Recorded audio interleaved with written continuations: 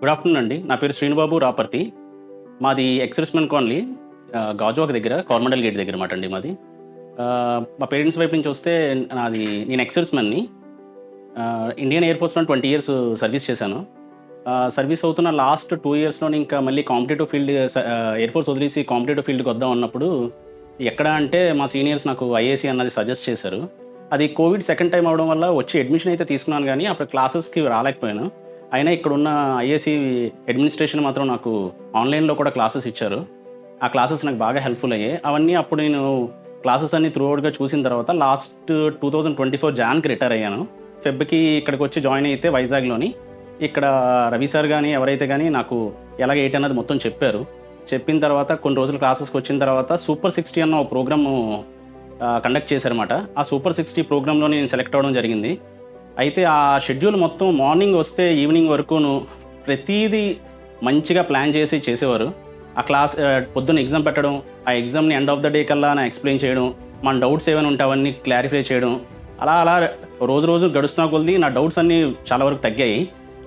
అవి కాకుండా ఇంకా ఎంసాట్ ఇలాంటి ఎగ్జామ్స్లో కూడా ఇవ్వడం వల్ల ఆ జీఎస్ పార్ట్ ఇదంతా కూడా బాగా స్ట్రాంగ్ అయ్యిందన్నమాట. తర్వాత ఐఆర్ఎఫ్ ఎగ్జామ్ ఒకటి కండక్ట్ చేశారు. దానికి నేను సెలెక్ట్ అవ్వడం ద్వారా అక్కడికి వెళ్ళిన తర్వాత అది నాకు మొత్తం ఒక పెద్ద యూటర్నే తీసుకుంది నాకు ఎస్ఎస్సి అన్న జర్నీలోని. పొద్దున పెట్టిన ఎగ్జామ్ని మధ్యాహ్నం కల్లా అయిపోవడం, మళ్ళీ కొత్తగా సెషన్స్ అవ్వడం, ఈవెన్ దో వినయ్ సార్ కూడా వచ్చి ఆ క్యాలిక్యులేషన్స్ పార్ట్, ఆ స్టాటిస్టిక్స్ పార్ట్స్ అవన్నీ చెప్పడం, ప్రతిది అంటే బెస్ట్ ఆఫ్ బెస్ట్ ఉన్న ప్రతి లెక్చరర్స్ వచ్చి మాకు చెప్పడం అన్నది చాలా చాలా యూజ్ అయింది. అంటే నాకు ఏవేవైతే నేను గ్రే ఏరియాస్ అనుకున్నానో ఆ గ్రే ఏరియాసే ఎండ్ ఆఫ్ ద జర్నీలోని నాకు అవి స్ట్రాంగ్ ఏరియాస్ అయిపోయాయి. ఎస్ఎస్సిలో నేను ఇప్పుడు ఇన్కమ్ ట్యాక్స్ ఇన్స్పెక్టర్ కింద సెలెక్ట్ అయ్యాను. అది నా ఒక డ్రీమ్ జాబ్ మాట. దీని ముందు ఇవి కాకుండా ఒక 9 జాబులు కూడా వచ్చాయి.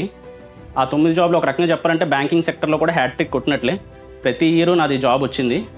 అది కాకుండా రైల్వేలోని, ఎఫ్సిఐలోని, ఏపీఎస్ఐ, రైల్వే ఎస్ఐలో ఎస్ఐ కింద, సిహెచ్ఎస్ఎల్లోని పాస్పోర్ట్ ఆఫీస్ ఇవన్నీ కూడా వచ్చాయి. ఇలాగైతే ఇంకా నా సజెషన్స్ ఏంటంటే ఇప్పుడున్న జూనియర్స్కి, మనం ఏదేదో చేస్తాం ఏదో అనుకుంటాం, ఏదో ఒక ఇన్స్టిట్యూట్ నమ్మండి. ఆ ఇన్స్టిట్యూట్ నమ్మి అక్కడికి వెళ్ళిన తర్వాత మొత్తం మీరు ఇవ్వాల్సిన టైం మొత్తం దాన్ని డెడికేట్ చేసేస్తే అటు ఇటు అవ్వకుండా ఖచ్చితంగా మీరు సక్సెస్ అవుతారు. ఆ ఎంచుకునే ఇన్స్టిట్యూట్ ఐఏసీ అయితే మాత్రం ఇంకా వేరేగా ఆలోచించాల్సిన అవసరం కూడా ఉండదు. ఇందులో నా స్పెషల్ థ్యాంక్స్ ఎవరికంటే రవి సార్కి, ఇంకా చైర్మన్ వినయ్ కుమార్ సార్కి, ఇక్కడున్న మొత్తం ఫ్యాకల్టీ, నాన్ ఫ్యాకల్టీ అందరికి కూడా. ఎందుకంటే నేను కూడా ఇక్కడ ఎక్స్-సర్వీస్‌మెన్ ఒక నార్మల్ స్టూడెంట్ కింద నన్ను ఈ జర్నీ అంతా చేసినందుకు స్పెషల్ థ్యాంక్స్ అండి అందరికీ. థ్యాంక్స్ అండి.